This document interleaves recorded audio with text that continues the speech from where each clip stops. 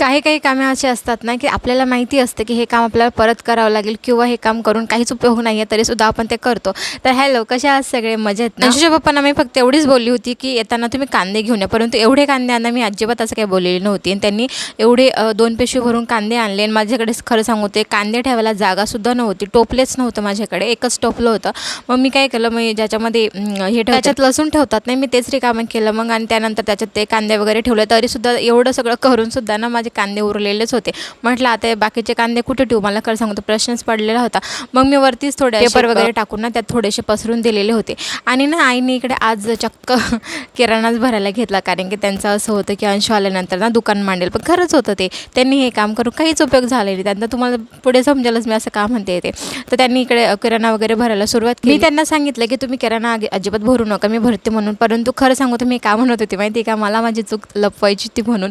आणि कारण की ना मागच्या महिन्याचा पण किराणा भरलेला नव्हता, मला तीच भीती होती. म्हटलं यांना जर माहिती पडलं ते नक्की रागवतील की काय तू एवढं कामामध्ये बिझी असतात का, बाकीचा किराणा नाही भरला असं तसं. परंतु बरं झालं ते काहीच मला बोलले नाही. तसं त्यांच्या लक्षात आलेलं होतं, असं नाही की नाही आलं त्यांच्या लक्षात, आलं त्यांच्या लक्षात. परंतु मग त्यांनी काय केलं, त्यांनी मला माफ करून दिलं. त्यानंतर त्यांनी बाकीचा किराणा वगैरे भरला. मी त्यांना तरी बोलली की आता बाकीचं राहू दे, मी भरते म्हणून. परंतु त्यांनी काय ऐकलंच नाही. म्हणे मी आता एक काम हातात घेतलं आहे, तर मी ते अंशू घरी येण्याच्या आत मी ते करूनच टाकेल. म्हटलं ठीक आहे. मग त्यांनी ते केलं. त्यानंतर मला इकडे स्वयंपाक करायचं होतं. म्हटलं चला आज थोडं ताक वगैरे पिऊयात, खूप दिवसांनी.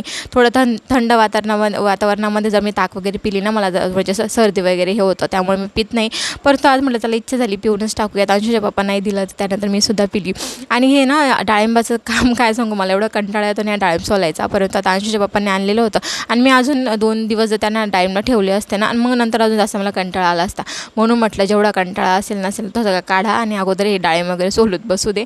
म्हणून मी त्या डाळिंब सोलत बसलेली होती. मी ना खूप जणांना बघितलेलं आहे की डाळिंब ना असं डाळिंब कापून ना काय करतात, ते मागच्या बाजूने त्याला ना चाकूने असं करतात आणि ते डाळिंबचे दाणे पडतात. मी पण असं करून बघितलं, पण माझा तर एक पण दाणा पडलेला नाही तिथं खाली. म्हटलं आणि त्याऐवजी ना माझे सगळे डाळिंब ना माझे डाळिंबचे जे दाणे होते ते सगळे दाबले जात होते, म्हणजे काहीच उपयोग होत नव्हता. म्हटलं जाऊ दे बाबा, जे आहे ते थोडेसे मेहनत लागेल, परंतु ते आपण करून घेऊयात. म्हणजे डाळिंब वगैरे सोलले.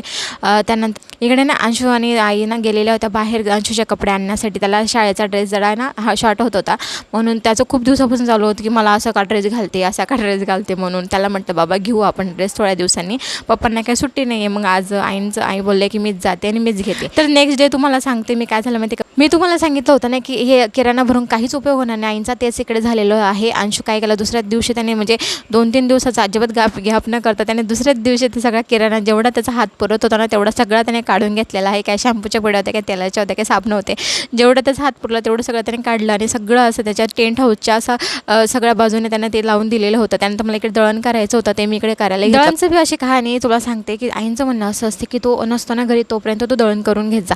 आता मला तुम्ही सांगा, आपल्याला स्वयंपाक पण करायचा असतो, इतर खूप काही कामं असतात. मग आणि त्याचा टायमिंग तर 12चा आहे, म्हणजे तो सकाळी 8ला जातो, 12ला येतो.